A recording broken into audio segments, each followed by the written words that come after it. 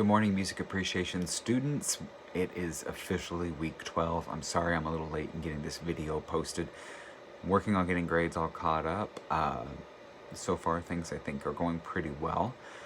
This week we are in the Baroque period, and there's just a few things that I want to make sure that you understand about the Baroque period. Watch the lecture videos, but a few points that I really want to drive home about the Baroque period is that this is the first time that we deal with what we think of as functional harmony and what we're used to dealing with today. Okay, so there's a lot of things that become standardized in the Baroque that we still use today.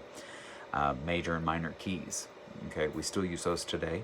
Our system of notation becomes standardized, so our ability to write the pitches on the staff and recognize them is standardized during that time.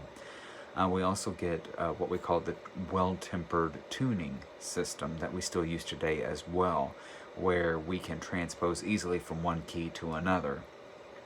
Now, to our ears, this all sounds normal. We don't think of it as anything huge, but during that time it was massive, because you couldn't easily go from playing a piece in the key of C to the key of D. It just didn't happen with great ease, but the well-tempered system allowed us to do that. Some major players that we talk about are Pachelbel, who was a prolific organist and wrote a lot of really beautiful music, but we really only know him today for his canon in D, which is kind of sad.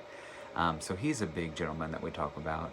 We also talk about Handel and his operas and his oratorios, most famously Handel's Messiah. But the big dog of the Baroque period for me, oh, and there's Vivaldi, cannot forget Vivaldi and his Four Seasons. But the big dog and my personal favorite is Johann Sebastian Bach. He dies in 1750, and with him is generally accepted the end of the Baroque era. So he is not a minor player in the history of music, and I just recently read an article where many in the music industry today, whatever branch of the music industry we're talking about, cite him as being the most important figure in the entire history of Western music. He is that big.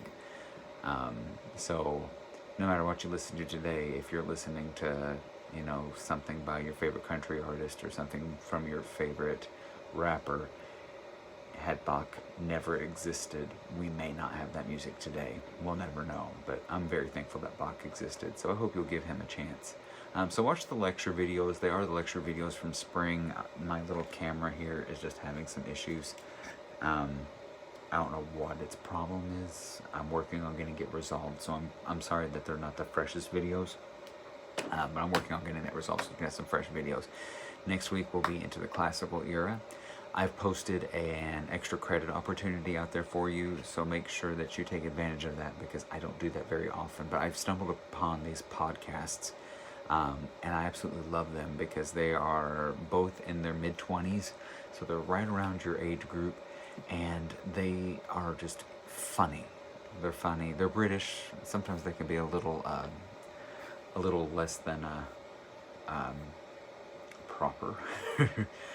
So they do use some language and things, but you're college age now, so it's okay. You can accept that. But they give really good information in a really easily digestible way. They're fun. They are British, so once in a while they're a little hard to understand, but I hope you give them a chance and listen to some of their other podcasts, because they have podcasts about composers that we're going to talk about all semester for the rest of the semester, so I may give you links to more. But they're really great, and I hope you give them a fair shake. All right, so keep up the good work. If you ever have any questions or concerns, please shoot me an email. Now is the time to make sure that you've received credit for all the work that you've done. So if you feel like I have missed an assignment that you turned in, or that you didn't get the grade that you thought you'd get, shoot me an email so we can start the dialogue and make sure that everybody's on the same page. All right, I'm not saying I'll change your grade, but that at least you'll know why you're getting the grade you're getting. All right, so have a great day, have a great weekend, happy Halloween, and I will see you in November. Bye.